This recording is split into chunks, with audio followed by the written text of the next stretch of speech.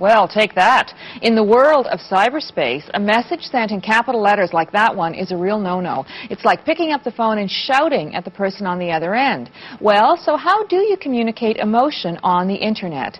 Well, those clever Internet cadets have come up with a special set of symbols and a code of conduct called, of course, Netiquette. And joining me now from the Midday office to show us how to behave in the wired world is Jim Carroll, author of the Canadian Internet Handbook. Hi, Jim. Hi there. So if I write to you on the Internet in uppercase letters, it's really rude? People get stressed about it. I mean, it's difficult to read. It's difficult to understand. It's not easy to read, and people get a little bit concerned about that type of typing. My goodness. So I guess there's a whole way you have to operate when you're writing on the Internet. Can you give us a few of the basics? Well, psychologists have actually studied it, and I guess the key problem is that you don't see the normal body language of somebody speaking when you're sending electronic communications through the Internet. So there's a few things you don't do. You don't send capitals, stuff all in capitals. People call that shouting. And they do say it's difficult to use. Another thing is that when you write a note, you shouldn't copy in everybody. It's very easy to send a message to the president of the organization and send the same message to 300 people at the same time. That certainly causes a lot of people stress because, I mean, people simply start to get too much electronic mail. It's too easy to copy in too many people. And probably the third thing, it happens to a lot of people. It's a really strange development, but what happens with people on electronic mail is they can write something that they might not otherwise say or ever put on paper. They can get very angry very quickly and type with anger into the keyboard. We call that flaming. And inevitably, somebody does it at some point. At some point, somebody using electronic mail will send something, and they'll really regret it later because they'll say things that they didn't mean to say. So you actually have a term for people who are angry who are writing notes. Oh, yeah, and it happens regularly. You can see messages from people. You wonder, why did they ever send me that? Boy, they must have been in a really bad mood when they typed it out. Amazing. All right. Well, is there a site on the Internet where you can find all the things you should and shouldn't do? And there's all kinds of sites. Psychologists are studying it. Sociologists are studying it. It's really a point of fascination for a lot of people. This is an example site that we have here, a beginner's guide to effective electronic mail. And it gives you a lot of tips and pointers about what you should be doing in your messages, what you shouldn't be doing, how to write the message, how to enunciate some of the key points that you're trying to make, the fact that you shouldn't type in capitals, just some of the do's and don'ts of the information highway. Now, there are all these symbols that you can use for communicating. And what are some of those symbols?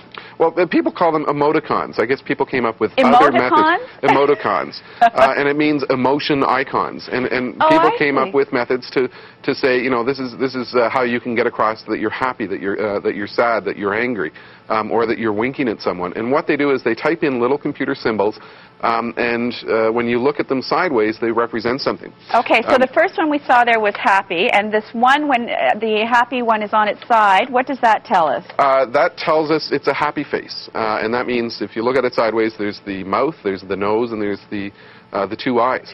It's the way people will type a message and they'll put that at the end of a sentence so that you'll understand it's a joke or that they're happy about something. Now, is there a sad face? You just turn the bracket around the other way and that gives you a sad face. And you write that in a message when you're trying to get across to someone that you're sad. And it's all part of this thing that you don't see the normal body language of people, so you've got to use other methods to get it across. And is there, like, what other things, like a surprise? There's one about surprise. That's 2 dots with a dash and a circle for the mouth. And that's sort of somebody sitting there going, oh, like this. There's literally thousands and thousands of them. People are trying to catalog them, and some people, I guess, they don't have a life. They're just trying to dream up all of these various symbols. So do we have seasonal ones? Like, is there a Christmas one? Somebody's come up with a Santa Claus one. We can see here that we've got a hat, we've got something for the eyes, we've got something for the beard, and something for the mouth. You turn it sideways, and it's supposed to represent Santa Claus. I suppose with a stretch of the imagination, it could.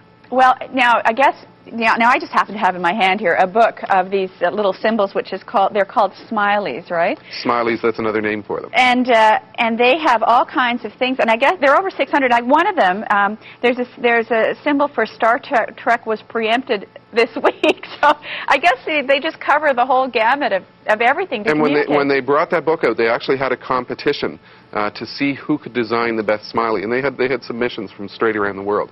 But there's a really serious issue at play here, and that is that, you know, as more and more people plug into the network, it's changing the way people communicate.